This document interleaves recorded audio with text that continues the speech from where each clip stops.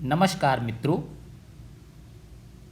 Term 1 board examination 2021 और 22 में CBSE mathematics class 10th के लिए जो एग्ज़ाम हुआ है उस एग्ज़ाम के लिए क्वेश्चन पेपर और आंसर की के विषय में इस सेशन में हम चर्चा करेंगे। इस सेशन में स्टैंडर्ड मैथमेटिक्स में जो क्वेश्चन पेपर आपको सीबीएसई ने दिया था उसमें उन क्वेश्चंस के आंसर क्या हैं और बेसिक मैथमेटिक्स में जो क्वेश्चन पेपर आपको मिला था उनके आंसर क्या हैं, आइए इस सेशन में डिस्कस करते हैं। दोस्तों, आपके क्वेश्चन पेपर में कुल मिला के 50 क्वेश्चंस थे, जिसमें आपको 40 क्वेश्चंस अटेम्प्ट करने थे और उसके लिए निर्धारित समय था 1.5 आवर्स, 1.5 घंटे का समय था।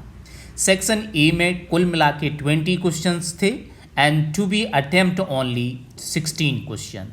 सेक्शन बी में भी 20 क्वेश्चंस थे and you will be attempt in the section B only 16 question.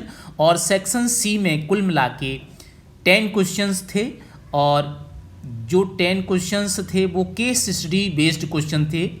Section C में 2 केस स्टडी बेस्ड क्वेश्चन थे, जिसमें हर एक क्वेश्चन में 5 ऑब्जेक्टिव क्वेश्चंस दिए गए थे, जिसमें आपको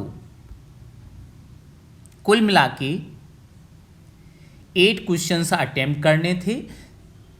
क्वेश्चन नंबर 41 से लेकर 45 तक जो 5 क्वेश्चंस थे उसमें आपको 4 क्वेश्चंस अटेम्प्ट करने थे, एक क्वेश्चन को छोड़ना था।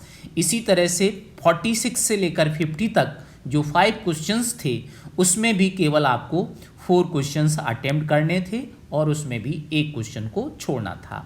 तो इस तरह से टोटल 50 क्वेश्चंस थे और उसमें आपको 16 सेक्शन ए से, 16 सेक्शन बी से और 8 क्वेश्चंस सेक्शन सी से, जिसमें ये बाउंडेशन थी कि केस स्टडी बेस्ड क्वेश्चन 1 में केवल 4 क्वेश्चन और case study based question number 2 में केवल 4 क्वेश्चंस अटेम्प्ट करने थे।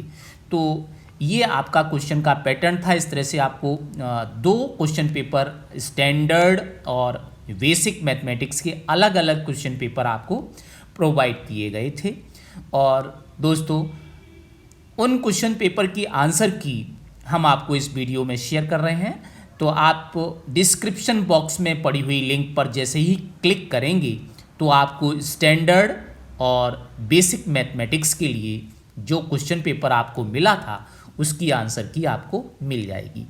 सो dear, now you can check your question and answer what to do in the examination and what you will get obtained the marks solved by या attempt by you. Okay dear, thank you so much. Now you can see the link of the question paper and answer key just into the description box.